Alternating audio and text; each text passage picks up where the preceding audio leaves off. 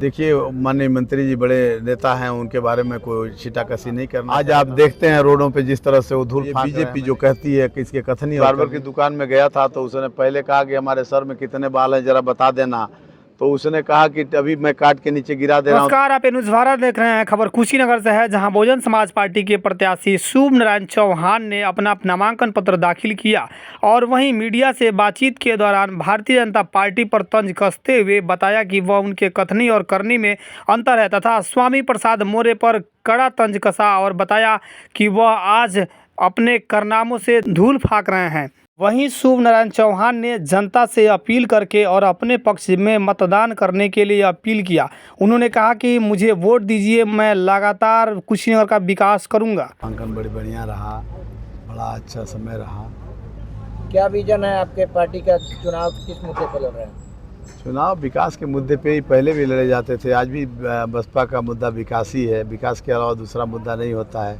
जनता की जन कल्याणकारी योजनाओं को लेके, जनता की त्रासदी को लेके, आज जनता जितनी बेहाल है उसके मुद्दों को लेके ही चुनाव लड़ा जा रहा है। क्या है विकास का मुद्दा? विकास का मुद्दा आप सबके सामने है। महंगाई आप खुद देख रहे हैं कि महंगाई चरम सीमा पे है। जो आदमी आज सिलेंडर 400 का खरीदता था, इस समय सिलेंडर वो 1100 का 1200 का खरीद रहा है। 4 केजी राशन पे उसको गुमराह किया जा रहा है। बहन जी के टाइम में बैकलॉग की वैकेंसियाँ भर भर के सफाई कर्मी की भी अगर नौकरी दी गई तो आज 35,000 36,000 रुपया वो पेमेंट पाता है। अगर आप उस अनाज की कीमत जोड़ते हैं तो साल में वो 1200 रुपये का अनाज पाता है। लेकिन अगर वो 35,000 36,000 का महीने की नौकरी मिलती है तो आप देखिए कि 12 महीने में वो 12 गुणे 36,000 करके देखिए कितने लाख रुपए वो कमाता था। तो जनता को ये बताने की ज़रूरत है, उसको उस गुमराहियत से हटाने की ज़रूरत है कि 4 केजी राशन पे जो तुम्हें भ्रमित किया जा रहा है, तुम्हारे हक अधिकार को मारा जा रहा है। ये सरकार ना तो रोज़गार देने वाली है, ना ही किसी को शिक्षा देने वाली है, ना ही किसी को स्वास्थ्य देने वाली है। आज हॉस्पिटल की हालत आप देखते हैं कैसा है। गांव में घुसिए तो सड़कों की हालत देखिए कितना जर्जर है, कैसी स्थिति है। उसी विकास के मुद्दे पे बहुजन समाज पार्टी हमेशा चुनाव लड़ती है और अभी भी लड़ रही है। कुशीनगर में किससे आपका लड़ाई होगा? कुशीनगर में अगर हमसे आप पूछते हैं तो हमारी लड़ाई तो किसी से है ही नहीं, क्योंकि अगर आप वोट के आंकड़े की बात करते हैं तो स्वयं आप लोग एनालिसिस कर रहे हैं। जनता इनको अपने घरों से, गांव से खदेड़ रही है, भगा रही है। ये लोग गांव में घुसने को तैयार नहीं है, क्योंकि जनता उनसे यही पूछ रही है कि तुमने आज तक किया क्या। कुशीनगर में वोटरों की संख्या कितनी है? कुशीनगर में वोटरों की संख्या लगभग 18 लाख के आसपास है। अगर कुशीनगर की जनता आपको मौका देती है तो सबसे पहले कुशीनगर का पहला काम क्या होगा? कुशीनगर का सबसे पहला काम होगा कि जनता के हित की रक्षा के लिए हम पहले स्कूल की व्यवस्था, शिक्षा को सही करना चाहेंगे और उसके लिए हम पार्लियामेंट में जनता की आवाज़ बन के उठाएंगे कि आज डिजिटल इंडिया की बात होती है और हमारे स्कूल की जर्जर हालत है। उस स्कूल में अध्यापक नहीं है और जो पढ़ाने वाले लोग हैं वो उस तरह की शिक्षा नहीं दे पाते कि हमारा बच्चा एक भी अंग्रेजी का वर्ड नहीं बोल पाता है। आज बाहर जाता है तो वो हिंदी में बात करता है, उसकी भाषा कोई समझता नहीं है। तो किस बात की डिजिटल इंडिया की बात होती है? यहाँ जो सांसद, विधायक और IAS IPS doctor, engineer, collector, कप्तान जो आपके यहाँ बन के आते हैं, इनके बच्चे कॉन्वेंट स्कूल में पढ़ेंगे, ऑक्सफोर्ड यूनिवर्सिटी में पढ़ेंगे और आपके बच्चे उस मिडिल स्कूल में पढ़ेंगे जिसकी हालत वो है कि ना वहाँ मास्टर मिलता है, ना कोई पढ़ाने वाला है। आपके पार्टी के जो मुखिया हैं उनके बहुत ही करीबी रहे स्वामी प्रसाद मौर्य, यहाँ से चुनावी मैदान में कूद पड़े हैं। क्या उनके आने से आपका नुकसान दिखता है?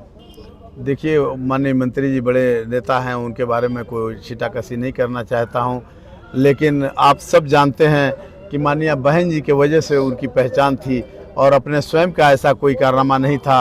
आज आप देखते हैं रोडों पे जिस तरह से वो धूल फाक रहे हैं। हमें नहीं कहना चाहिए, बड़े नेता हैं, लेकिन जो माननीय बहन जी के टाइम में उनको सम्मान मिलता था वो सम्मान ना तो कोई पार्टी दे सकती है और ना ही वो निर्दलीय समय उसको। कुमार दुबे कह रहे हैं कि 8 लाख पार।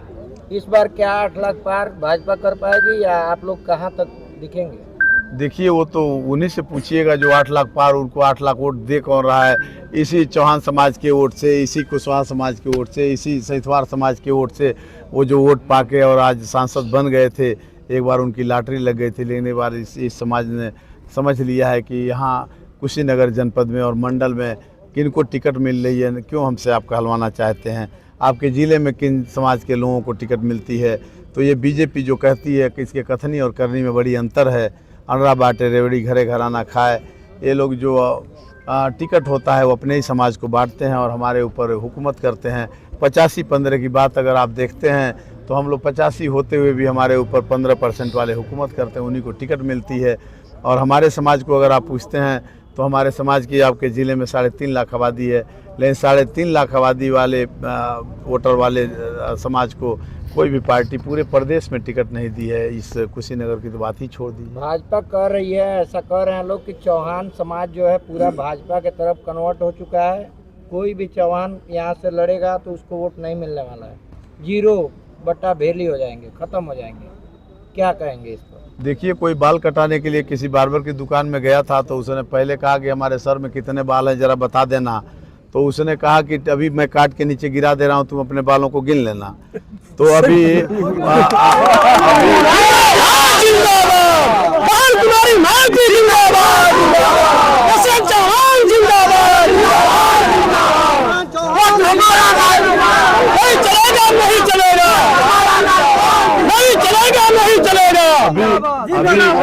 अभी जो आपने कहा है कि 8 लाख पार तो 5 लाख पार तो 4 लाख, ये लोग महंगाई की बात कर रहे हैं, जनता समझ नहीं पा रही है।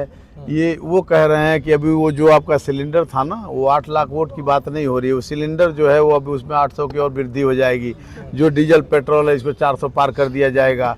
बात समझ रहे हैं? तो यहाँ जीतने वाली तो कोई सवाल पैदा नहीं होता है। अगर आप लोग, मैं आप ही लोगों से एक सवाल करता हूँ, मुझे तो आपसे सवाल नहीं करना चाहिए, चुनाव में लड़ना है, सवाल आप मुझसे करेंगे, लेकिन ईमानदारी से आप बताइए, जीतने के बाद आपके सांसद को कितनी बार आपने देखा है, किस क्षेत्र में देखा है आपने?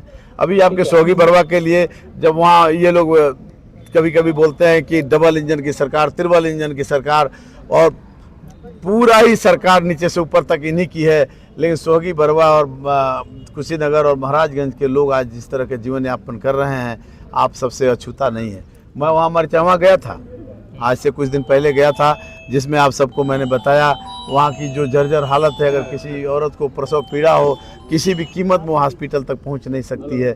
और उन गड्ढों को अगर आप लोग चले जाएं तो मैं उम्मीद करता हूँ दोबारा कितने अच्छे आप रिपोर्टर हैं, वहाँ तो आप जा नहीं सकते हैं।